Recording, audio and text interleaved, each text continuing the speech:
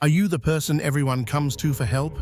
Do you often find yourself exhausted, feeling used, or even resentful after constantly giving to others? What if I told you that your biggest strength, your empathy, could actually be setting you up for your own downfall? Empathy is praised as a virtue. In Stoic terms, it appears noble, humane, elevated, but like any force, when left undisciplined, it turns inward and corrodes the very character it claims to protect.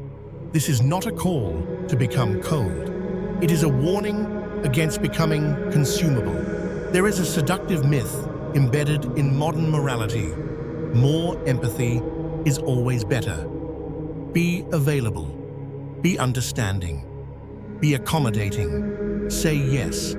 Absorb. Adapt. Endure. At first, it works. Helpfulness becomes your advantage. People trust you, they confide in you. You feel useful, needed, relevant. Empathy feels like a superpower because it creates instant connection and social safety. But quietly, something shifts. Compassion without structure begins to erode identity. You stop responding from principle and start reacting from obligation. The line between generosity and self-neglect blurs. What once felt like virtue becomes leakage, time, energy, attention draining without replenishment. Stoicism warns against this erosion. Marcus Aurelius wrote, "Not to be dragged by impressions." Yet over-empathy is exactly that, being pulled by every emotional signal in the room until your own center disappears. Boundaries are not walls. They are invisible fences that protect order. Without them, even good intentions trample the land. People-pleasing disguises itself as kindness, but it is driven by fear. Fear of conflict, fear of rejection, fear of being seen as selfish. You give not because it is right, but because refusal feels dangerous. This creates a paradox. The more you sacrifice yourself for approval, the less you are respected. Your yes loses value because it costs you nothing and eventually costs you everything. Here the Stoics are precise. You are responsible for your judgments, not for managing the emotions of others. When you make it your duty to regulate everyone else's feelings, you abandon your own post. Overgiving invites a specific pathology, energy vampirism. Not everyone who takes is malicious, but the effect is the same. Your reserves are drained, your clarity dulls, your presence thins. You become available, not formidable. The damage does not arrive loudly. It accumulates.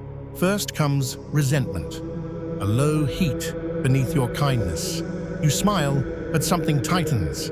You give, but you keep a mental ledger. This is the psyche protesting a violated boundary. Then comes burnout. Not the dramatic collapse, but a quiet numbness. You stop feeling joy in helping. Empathy becomes labor. Every request feels heavy. Finally, there is identity loss. You are no longer sure what you want. Your preferences dissolve into others' needs. You are useful, but no longer whole. Epictetus warned that if you give your mind to others, you become their slave. Over-empathy is a refined form of that slavery, voluntary, praised, and deeply costly. The solution is not less heart, it is more discipline. Stoicism teaches oikeiosis, appropriate concern, care that is ordered, measured, governed by reason.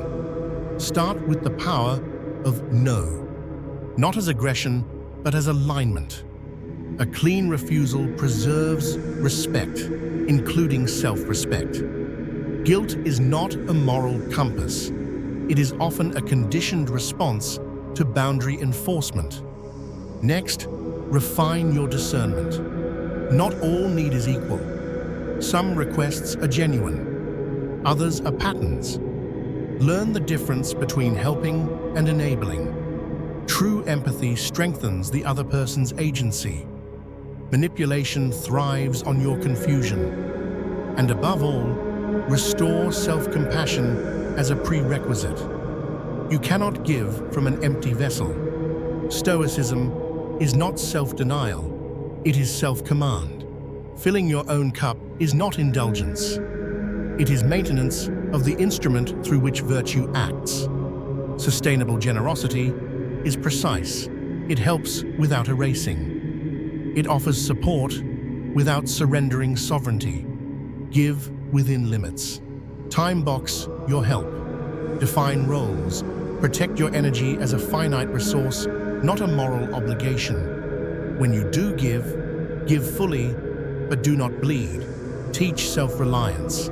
The highest form of aid is not rescue, it is empowerment. Help people stand, not lean. This is compassion that respects dignity. True strength lies in balance. An open heart guarded by a steady spine. The Stoic does not harden against the world, nor does he dissolve into it. He remains intact. Empathy is not the enemy. Unexamined empathy is. When kindness lacks boundaries, it becomes self-betrayal.